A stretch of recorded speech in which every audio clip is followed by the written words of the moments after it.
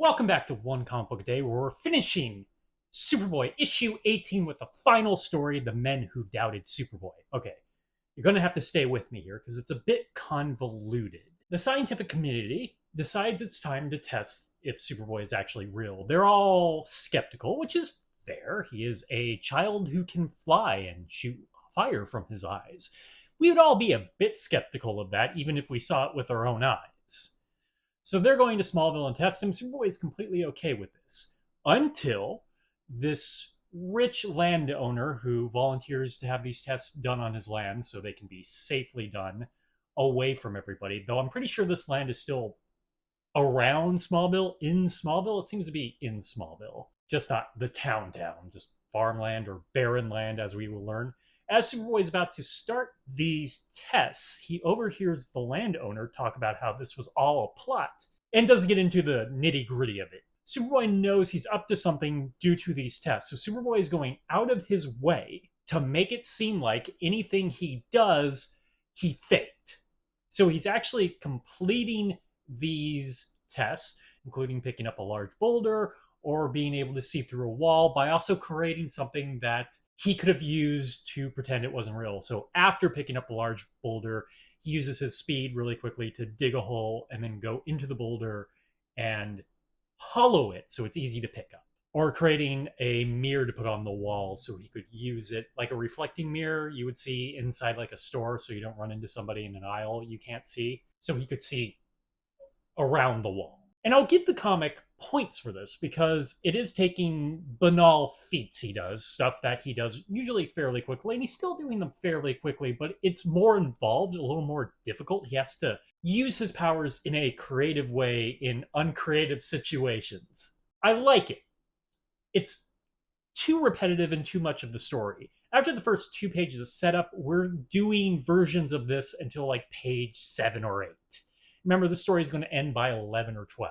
And page 1 was a title page. Actually, the title page is the introductory page, I should say. Hasn't been a page. It's been like 2/3 of the page recently in Superboy.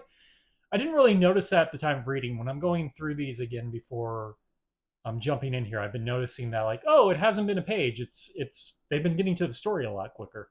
Surprising, there isn't a lot of story to this. So the rest of the story, the last 40% at best, is him finding out what the scam is. Or is it?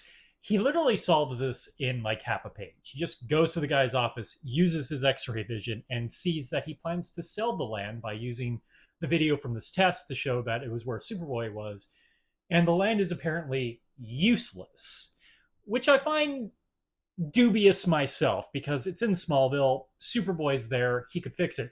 Also, this is going to a lot of work to trick people into buying land that Superboy has historically. It's been a big thing in Superboy and Superman stories where if a person was good enough and they had worthless land or something that was worthless, Superman or Superboy would go out of their way to make, say, a barren land fruitful for people to live on. I can't even count how many times we've seen a story like this.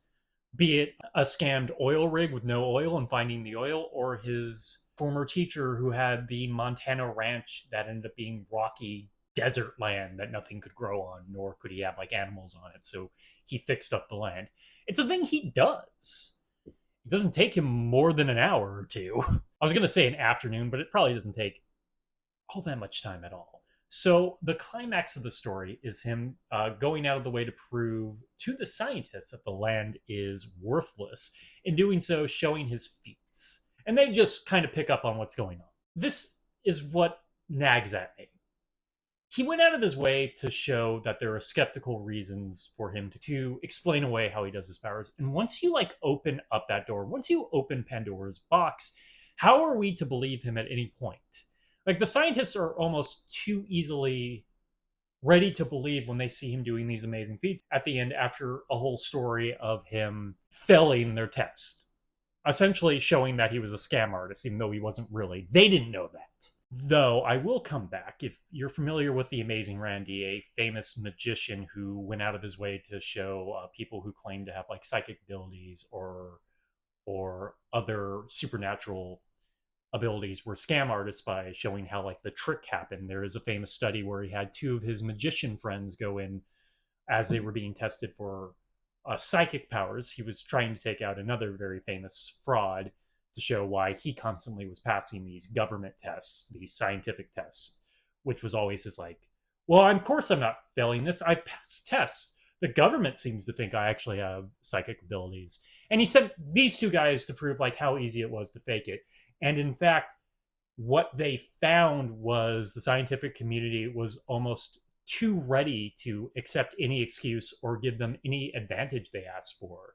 Literally ending with a test where as soon as they asked for the cameras to go off and to basically be allowed to turn off anything that would easily show that they were frauds, how quickly the scientists were like, oh my God, you legitimately have powers, even though this should have been like an easy explanation of how they were able to do it. They should have been suspicious right away. So, yeah, maybe the guys doing the tests were a little too gung ho to believe in the powers. And this is a weird complaint for me when I know he has the superpowers. But once again, hey, we're getting back to the whole consequences aspects of Superboy's actions. Though he did it for good reasons, sort of, he may have not have to actually gone through this whole convoluted plot to begin with. He could have just gone and found out what the scam was and then go along with the tests afterwards without having to make himself seem like a fraud. He did allow the chance to second guess him for the rest of his, I guess, superhero career. He proved that he was a fraud several times, even though he really isn't. I feel like there should be a little more difficult, a little more conflict at the end for him to actually prove this. Okay, that is it from Superboy issue 18 and the final story, The Men Who Doubted Superboy. If you enjoyed this video, please like and subscribe, hit the bell icon to get notifications when a new video is up. I do this Monday through Thursday. I do this Monday through Friday, but Fridays is Bat Friday, where I cover a Batman story in either Detective Comics or Batman. And until next time, let's ponder the question, whatever did happen to the boy of tomorrow. And does he get a certificate or anything for doing all this? Honestly, he didn't really have to do this at all. Who cares if it's proven or not? He's still saving people. Okay, have a great day.